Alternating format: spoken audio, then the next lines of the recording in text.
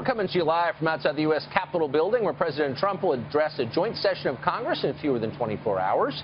You may hear construction noise behind us during the show. That's because there is construction going on. There always is in Washington, the richest city in America. We want to thank you for that, for sending your tax dollars here. It's built a pretty nice place. Well, Bill Nye the Science Guy is now aspiring to a new title, Bill Nye the Psychoanalyst Guy. During a Facebook Live event with Senator Bernie Sanders today, the mechanical engineer and TV personality said, skeptics of global warming suffer from the psychological delusion of cognitive dissonance. It's a slight bump up from last year when he was open to the idea of imprisoning skeptics, global warming, as war criminals. Is that the choice, Bellevue or Nuremberg? Bill Nye joins us now. Bill, it's great to see you. That doesn't sound like science to me, Bill Nye the Science Guy. That sounds like something very different. So cognitive dissonance is not a delusion. It's a feature. It's human nature. So we in the science community are looking for an explanation why climate change deniers, or extreme skeptics, do not accept the overwhelming scientific evidence for climate change. And the most reasonable explanation is you have a worldview, and then you have evidence, and the evidence disagrees with your worldview, so you deny the evidence. And then along with that, you deny the authorities that are providing the evidence. Now, if you have a better hypothesis for why climate deniers deny the overwhelming scientific evidence, bring it on. It's not a delusion. It's just like the fox and the grapes. Well, he can't reach the grapes, so he says the grapes are no good. Look, people do come to every debate with preconceptions, and you're right about that, of course. But the essence of science is extreme skepticism. We always ought to be asking ourselves, is my hypothesis true? I'm a member of both skeptic organizations, Mr. Carlson, and this is climate change denial is denial. The evidence is overwhelming. Don't get me wrong. I love you as a person more than life itself, but the evidence for climate change is overwhelming. So we are looking for an explanation of why you guys are having so much trouble with it. So slow down. Before the name calling begins, and before you try to end the conversation, let's start it by asking what exactly you mean. Now, I think most people are open to the idea that the climate is changing. It has always changed, by the way, as you know. It's the rate, Mr. Carlson. It's the rate that's such a concern. The core question, from what I can tell, is why the change? Is it part of the endless cycle of climate change, or is human activity causing it? That seems to be the debate to me, and it seems an open question, not a settled question, to what degree human activity is causing that. Is that not an open question? It's not an open question. It's a settled question. Human activity is causing climate change. To what degree? To a degree that it's a very serious problem in the next few decades. Wait, stop. Wait, no, you said it's a settled point, and I'm asking a very precise question. It's a settled point. Okay, then if you'll elucidate it for me, I'd be grateful. To what degree is climate change caused by human activity? Is 100% of climate change is caused by human activity? Is it 74.3%? It's settled science. Please tell us to what degree human activity is responsible. So the word degree is a word that you chose.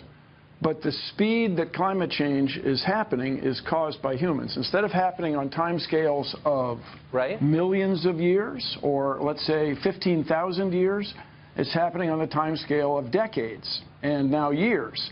Now, you know, I offered... Wait, but hold on. But to what extent is human activity responsible for speeding that up? I mean, please be more precise. If that's the number you want. Humans are causing it to happen catastrophically fast. Okay, so at what rate would it have changed without human activity? And you look annoyed that I'm asking these questions, but they're very basic questions. They're not denial. So basically, the cycles of climate change, the last ice age we had was tens of thousands of years ago. So bear in mind that in ancient dinosaur days, there was more carbon dioxide. The world was warmer than it is now. There was an inland sea in what is now Wyoming. And I understand you have a member of Congress from Colorado, used to be underwater, and you go to Dinosaur National Mine, you can see it. Okay. Yes. But that's millions of years ago. The problem is the rate. You just said it was tens of thousands. That was the ice age. The rate. Okay. The rate is the problem. Now, here's the thing. Half the people in the world live on sea coasts. As we get the ocean a little bit warmer, the ocean's going to expand, and people live on the sea coast are going to be displaced. But you're not answering my question. About the speed yes, you're describing what will happen if this continues. And I'm asking you a simple question. Hold on. I'm asking you a simple question about the rate of climate change. So you said that it would be happening, but that rate has accelerated because of human activity. And I'm asking you very simply. The word accelerated is an understatement. Okay, it's happening extraordinarily fast. I'm asking you a simple question. And because the science is settled, I hope you can answer it in simple terms, which is, without human activity, how long would it have taken for us to reach this level of warmth in our climate? It's not clear that it would have happened. In other words, humans have changed the climate so drastically that we have almost certainly avoided another ice age. There would have been another ice age, ain't going to happen because of you and me. So the sooner we get to work on this problem, the problem. When would it have happened? When would the next ice age have happened? Yeah. Is that your question? Without human activity, what would the process... Look, here's the point that I hope our viewers can understand. I'm not in any way denying that the climate is changing. I'm utterly open to the possibility that the change is caused by man's activity. I'm merely calling into question your claim that all of this is settled, that we know precisely what is happening and why, and that anyone who asks pointed questions about it is a denier and ought to be imprisoned or shouted off the stage. No, that was your word. That's you guys. That's not my claim, and I really. Would you like me to read your quote? That people who disagree with you ought to potentially go to jail. You said that. Okay. And I'm just saying, I'm not sure skepticism that's exactly what I baked said, into Mr. Carlson. science? We can talk about that shortly, but. Is it appropriate to jail the guys from Enron? Was it appropriate to jail the people of the cigarette industry who promised it wasn't addictive, et cetera? Okay. Look, my only point is, shouldn't we be encouraging people to ask honest questions, which I am doing, and you don't seem to have the answers to those questions. Okay, I got to disagree with you. I claim I do have the answers. Okay. Okay. So let me ask you this. Why aren't you concerned about it? Don't you have 4 children? Why aren't you concerned about climate change? That's why I'm having you on. Look, you don't reach correct conclusions in science or politics or any other field unless you can ask honest answers without being shouted down by people like you. But I know what you mean. So no, I do mean ask. I want to know what would happen without human activity. The climate change. No, it's a simple question. The climate is always changing. You've conceded that. You're saying that human activity has increased the speed. Yeah. Increases the speed of that change. And my point is, what would the climate look like right now without human activity? At what point would it have warmed or cooled? Britain would not be very well suited to growing. Yes, Britain would not be very well suited to growing grapes as it is today. French winemakers would not be buying land to the north as they are now. People who plan to run ski resorts would still be able to do it in Europe. And so the climate change and the parasites. You're using the language of politics. Look, you're not a scientist, as you know. You're a popularizer. I'm using the language and that's fine. of economics.